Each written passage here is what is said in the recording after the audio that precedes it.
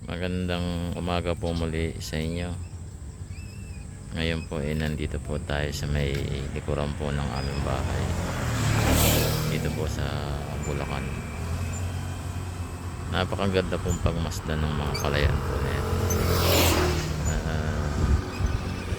Darating po ang taon at panahon na itong mga palayan na to ay hindi ko na po masisilayan.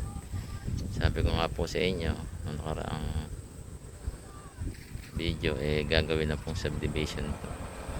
Nakapanghinayang po talaga, at hindi po ito na preserve ng magandang mabuti. Habang paunlad ng bayan natin, padami naman ng padami tao, so kukulang naman tayo sa bahay, nagkukulang din tayo sa bigas kung sakaling ito ay maging subdivision dumating ang panahon. So magmamana ng kahirapan yung mga maiiwan natin sa buhay, gaya ng mga apo natin, mga anak natin. Sila po ang maiiwan, kaya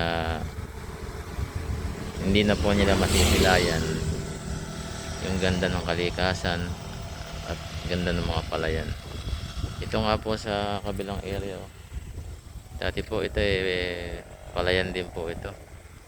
Ginawa na po itong industrial pabrika po. Yan po, kabila po, mga pabrika.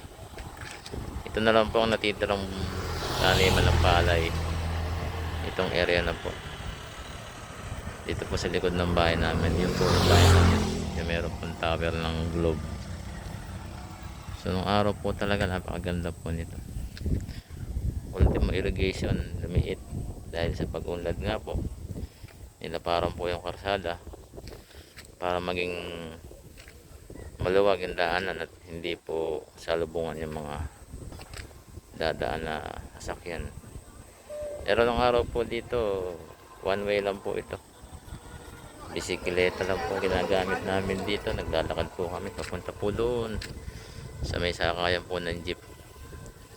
Yun naman po yung dump side po ng mga basura. Nakatabi po ng palayan. Nakakalungkot nga po, dito pa nailagay yung dump side ng basura. At yung pong katas niyan, yun nga po, mahalo po sa tubig yan. Pupunta po sa palayan. Pupunta po sa palay, siyempre lahat ng mga dumi, katas ng basura masihigop ng mga palay. Siya namang makakain ng tao. Hindi na rin alam kung saan bebenta yan pagkahali. So ayan po, nagkaroon na po ng tubig.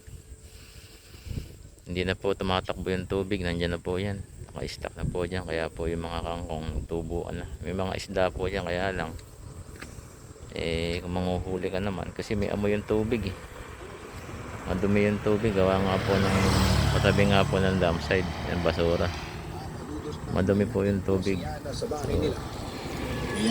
mahirap din pong kainin, kakainin mo. Iba talaga yung fish pan, alaga talaga. Ayan po yung mga talaya po, nabili na po yan ng mga pabrika po ang tayo dyan. Itong side po na ito mapupunaw na po yun. Kaya nakapanghihinayang lang po at hindi na preserve yung ganda ng lugar na to.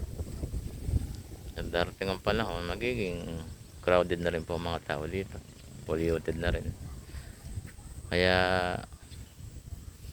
hanggat maaga, yung mga probinsya na maganda pa, mahalin po natin yung kalikasan. Huwag po tayo magtatapon ng basura sa irrigation. Ito nga po, puro basura dito. Nililinis naman ng tupad, pero hindi ko alam kung bakit hindi nililinis ng tupad to. Madalas po ang tupad dito, yung programa po ng ating gobyerno, kaya lang hindi nila nililinis. Ayan po, mga basura po na yan, pupunta po yan sa taniman po ng palay. Dito po dapat tutukan ng mga kawani po ng gobyerno, nakaupo po yung namamahala po dito. Sana po itong irrigation na ito maging malinis naman para naman yung mga susunod nating mga apo eh hindi sila magdusa dito. Kasi pag nagbara yan, naging madumi yan, so lahat magiging madumi. Ultimo iinumin natin yung iniinom po natin dito ang gagaling sa laman lupa. Siyempre yung mga katas niyan sasama yun doon, magiging polluted. Ganda sana kung ito laging malinis. Alam, puro basura hanggang sa ilalim. Nako, doon po sa may bungad, pagpasok mo pa lang doon sa may arko ng baryo na to, saksakan ng dumi ng irrigation. Hindi na dumadalo yung tubig. Puro kiti-kiti, puro basura. May mga patay pang hayop imbis na itapon sa tamang tapunan ng basura, dito na tinatapon sa irrigation. Wala po tayo magagawa kasi nga po sobrang dami na ng tao.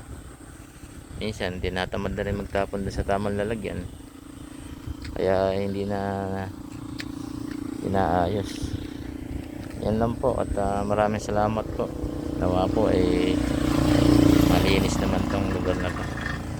God bless you po.